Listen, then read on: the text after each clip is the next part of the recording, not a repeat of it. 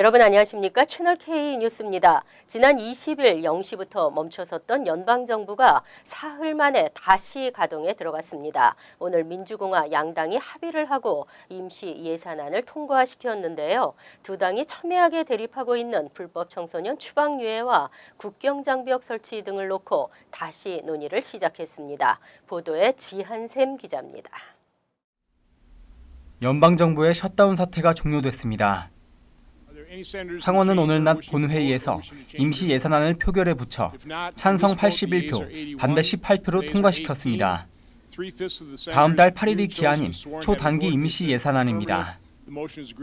버락 오바마 행정부 때인 2013년 10월 이후 4년 3개월 만에 연방정부 업무 정지 사태는 사흘 만에 막을 내렸습니다. 가파르게 대치하던 공화당과 민주당이 예산안 처리에 합의한 것은 오는 11월 중간 선거를 앞두고 정부 마비 사태에 대한 싸늘한 여론이 큰 부담이 된 것으로 풀이됩니다. 무엇보다 최대 쟁점이던 다카를 비롯한 이민법 개정 논의가 물살을 탈 수 있게 된 것이 해결의 밑거름이 됐습니다.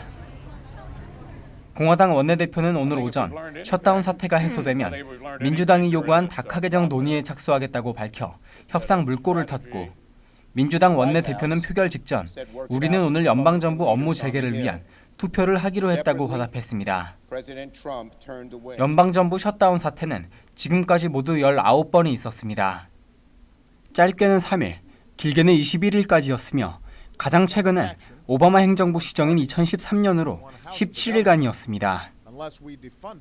채널 K 뉴스 지한샘입니다. 맨해튼 교통 혼잡세가 현실화될 전망입니다. 맨해튼 중심 상업지구에 진입하는 승용차에 11.52달러 혼잡세 부과가 권고됐습니다. 19일 픽스 NYC는 보고서를 통해 맨해튼의 중심 상업지구 진입 승용차에 대해 혼잡세 11.52달러 부과안을 주지사와 의회에 권고했습니다. 보고서에 따르면 트럭은 25.34달러, 옐로캡이나 우버, 콜택시 등 영업용 차량은 CBD 내에서 승객을 한 번 태울 때마다 2에서 5달러의 혼잡세를 부과하도록 했습니다. 또 요일과 시간대별로 혼잡세를 차등 부과해 승용차의 경우 평일 오전 6시에서 9시에는 11.50달러, 오전 5시에서 6시, 오전 9시에서 오후 11시에는 8.50달러, 오후 11시부터 다음날 오전 5시까지는 5.50달러가 책정됐습니다. 또 주말 낮 12시부터 오후 10시까지는 8.50달러 등으로 오프 피크 타임을 이용하도록 유도했습니다. 또 에드워드 카츠 퀸즈보로 브리지나 브루클린 브리지를 건넌 다음 곧바로 FDR 드라이브를 따라 북상해 우회 운행을 할 경우 요금이 부과되지 않습니다. 또 미타운 터널이나 링컨, 홀랜드 터널 등을 통해 톨을 내고 맨해튼에 진입하는 차량은 다시 혼잡세를 낼 필요가 없습니다. 혼잡세는 이지패스로 지불할 수 있으며 2020년까지 3단계에 걸쳐 도입됩니다. 연간 최대 15억 달러가 확보될 것으로 추산됩니다. 보고서는 통근자들에게 차량 이용을 중단하라고 요구하기에 앞서 대중교통의 수용 능력과 안정성을 개선해야 한다고 밝혔습니다. 한인들의 취업 영주권 취득이 감소하고 있습니다. 트럼프 행정부 이후 취업 비자 규정이 한층 강화되면서 전년 대비 17%나 감소한 것으로 나타났습니다. 연방 국무부 통계에 따르면 2017년 한 해 취업 영주권 취득 한인은 총 11,329명으로 2016년 13,631명보다 2,300명 17%나 줄어들었습니다. 특히 취업 3순위 중 비숙련직에서 영주권을 취득한 한인은 2016년 2,089명에서 지난해 1,245명으로 40%나 줄었으며 취업 3순위 숙련직도 3,290명으로 전년도 4,064명에서 3,250명으로 774명 19% 감소했습니다. 취업 3순위 전체는 26% 감소했습니다. 고학력자인 취업 1순위는 1,191명으로 전년도보다 350명 23%가 감소했으며 취업 2순위 역시 4,909명으로 250명 5% 줄었습니다. 종교 이민은 성직자 359명과 일반 종교직 140명을 합해 499명이 승 승인을 받아 전년도 514명보다 15명 감소했습니다. 투자 이민에서는 전년도 260명에서 195명으로 71명, 27% 감소했습니다. 이민 전문가들은 트럼프 행정부의 이민 심사가 지난해부터 이미 까다로워지면서 한인들의 영주권 취득은 올해 더 감소할 것으로 예측했습니다. 단순 경범에서 중범죄에 이르기까지 마구잡이식 이민자 체포가 급증했습니다. 이민법원의 적체 현상이 사상 최악인데요. 행정부는 재판을 빨리 진행하라고 지시했습니다. 월스트리트저널은 연방법무부 산하 이민재심국의 제임스 맥켄리 디렉터가 최근 이민법원 일선 판사들에게 이민구치소에 수감된 이민자 케이스 85%의 재판을 2달 안에 마치라고 지시했다고 보도했습니다. 또 이민구치소에 수감돼 있지 않은 이민자들의 케이스도 1년 안에 종결하라고 덧붙인 것으로 알려지고 있습니다. 현재 이민법원에는 66만 건의 케이스가 적체돼 있으며 이 중 3만 4천 건은 이민구치소에 수감된 이민자 케이스입니다. 특히 트럼프 대통령 출범 1년간 불법 체류자 체포가 전년도보다 40% 이상 늘어나면서 적체 현상은 더욱더 심화되고 있는 상황입니다. 안전벨트 미착용으로 인한 교통사고 사망률이 높아지고 있습니다. 뉴욕주는 앞으로 자동차 뒷좌석의 안전벨트도 의무화할 전망입니다. 18일 데일리 뉴스 보도에 의하면 2018에서 19 회계년도 뉴욕주 예산안에 자동차 뒷좌석 안전벨트 착용 규정을 강화하는 내용이 포함됐습니다. 현행법은 모든 앞좌석 탑승자는 안전벨트를 의무적으로 착용해야 하지만 뒷좌석의 경우 16세 미만만 의무적으로 착용토록 하고 있습니다. 16세 이상 탑승자가 뒷좌석에 탈 경우 안전벨트를 착용하지 않아도 무방하다는 의미입니다. 이 규정을 강화해 앞으로는 뒷좌석 탑승자도 연령에 상관없이 안전벨트 착용이 의무화됩니다. 이번 규정은 교통사고 발생 시 인명피해를 최소화하기 위해 강화됐습니다. 또한 이번 예산안에는 18세 미만 주니어 운전 면허증 소지자가 차량을 운전할 경우 핸즈프리 장치를 포함 모든 전자기기 사용을 금지하는 내용도 포함시켰습니다. 이 규정이 시행되면 주니어 면허증 소지자는 운전할 동안 문자나 통화 등 스마트폰 사용을 포함 기타 전자기기 사용이 전면 금지됩니다.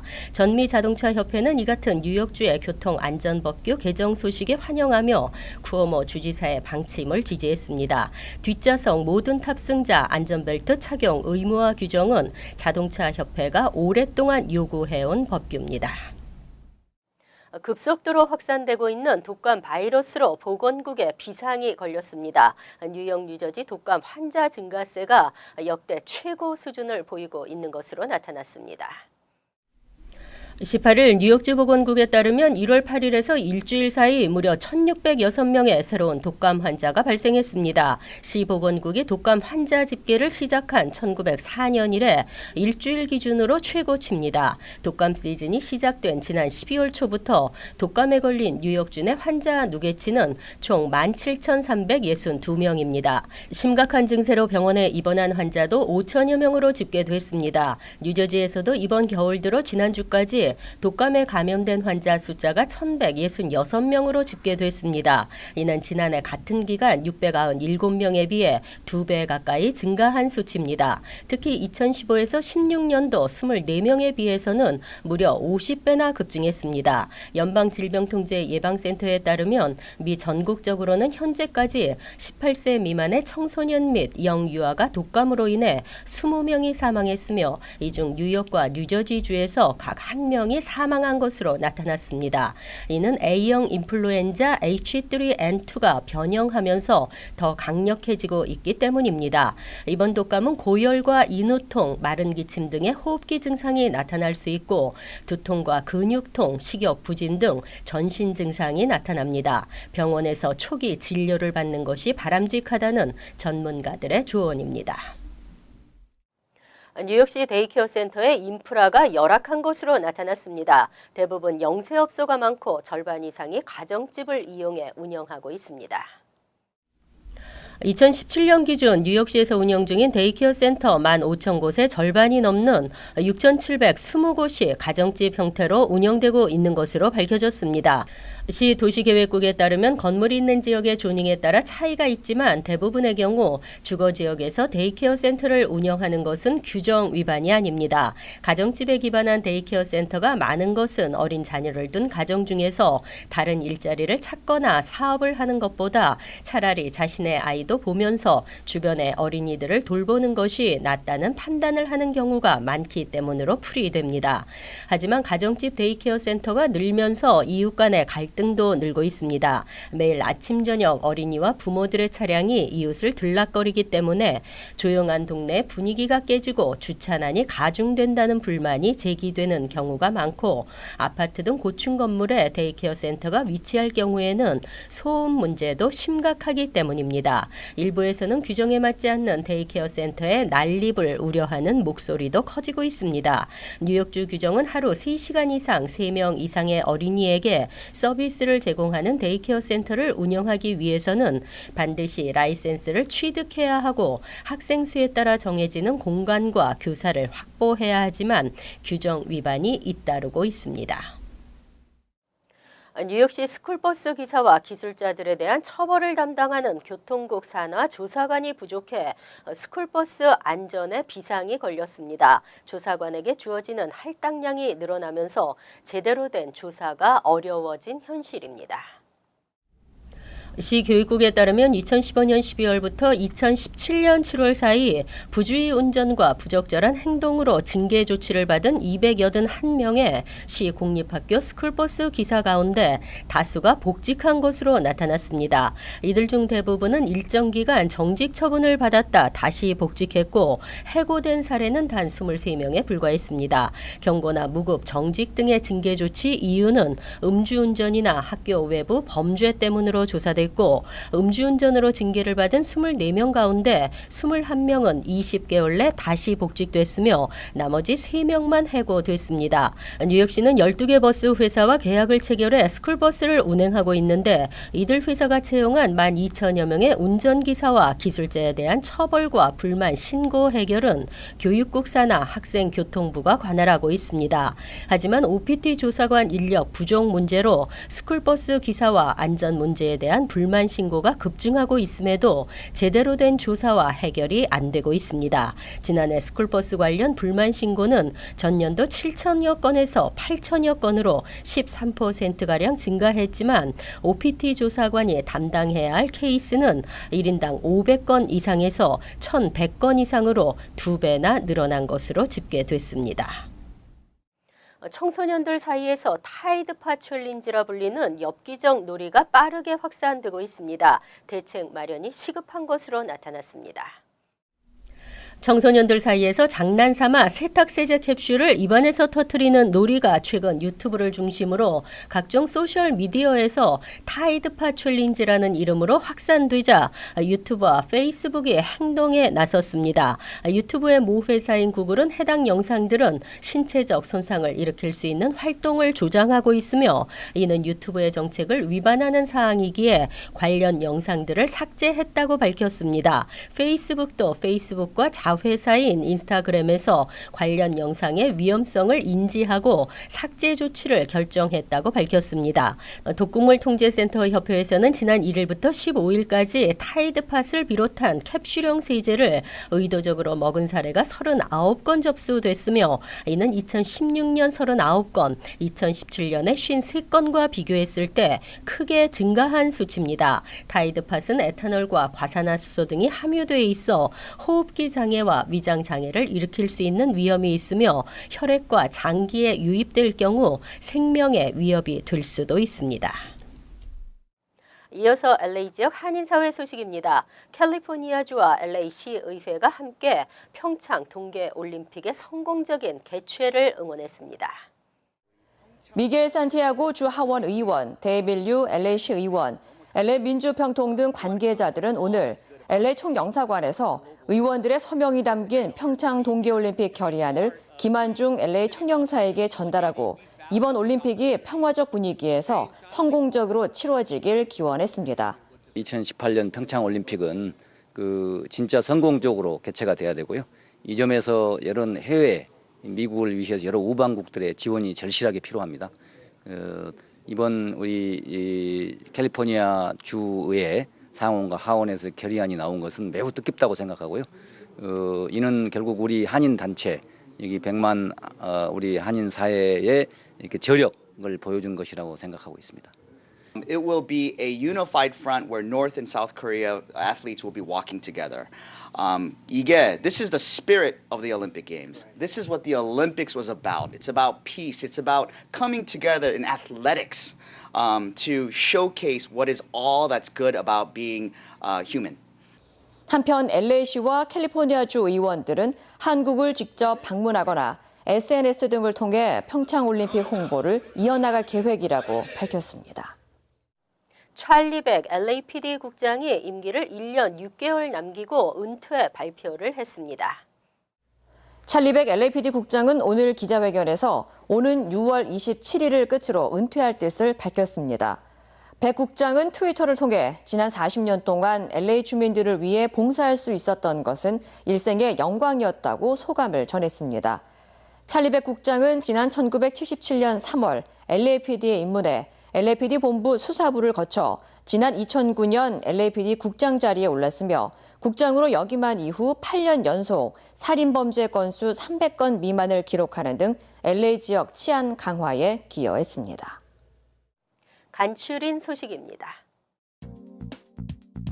한인 1.5세 웨인 이 씨가 취임 선서를 하고 뉴저지 버겐 카운티 셰리프구 경관으로 임명됐습니다. 한국어와 영어를 유창하게 구사하는 이 경관은 영어가 불편한 한인 주민들에게 도움이 되는 경찰이 되겠다고 임명 소감을 말했습니다. 카운티 셰리프구 경관은 각 로컬 경찰을 지원하는 역할과 더불어 고속도로 순찰, 법원 근무, 테러 방지, 마약 단속 등 다양한 임무를 수행합니다. 뉴저지주 레오니아 일부 도로에 러시아워 동안 비거주자 차량 진입이 전면 금지됩니다. 타운 내 60여 개 로컬 도로에서 오전 6시에서 10시, 오후 4시에서 9시 사이 주 7일 동안 비거주자 차량 진입이 통제되며 이를 위반할 경우 $200의 벌금이 부과됩니다.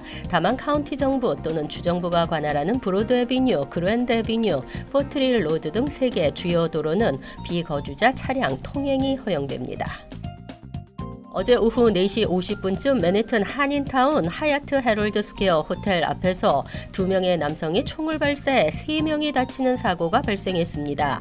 비아시안으로 알려진 피해자들은 인근 병원으로 후송돼 치료를 받았으며 생명엔 지장이 없는 것으로 알려지고 있습니다. 경찰 관계자는 두 남성이 언쟁을 벌이던 중 한 남성이 총을 꺼내 쏘기 시작했으며 피해자 중 최소 1명은 이들과 무관한 행인으로 파악됐다고 밝혔습니다.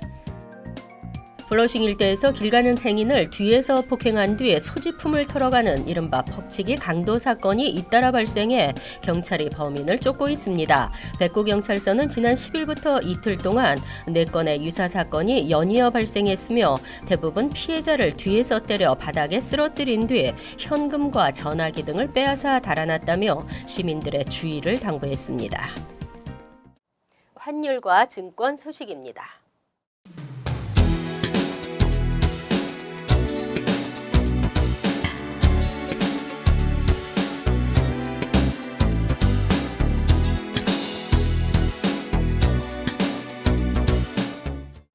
이어서 날씨입니다. 화요일은 포근한 날씨에 흐리고 비가 내리겠습니다. 낮 최고 기온은 58도, 섭씨 14도, 밤 최저 기온은 37도, 섭씨 3도로 예상됩니다. 수요일은 대체로 맑겠으며 포근하겠습니다. 목요일은 화창한 날씨에 다소 쌀쌀하겠습니다. 이상으로 채널K 뉴스를 마칩니다. 채널K와 함께 편안한 하루 되시기 바랍니다.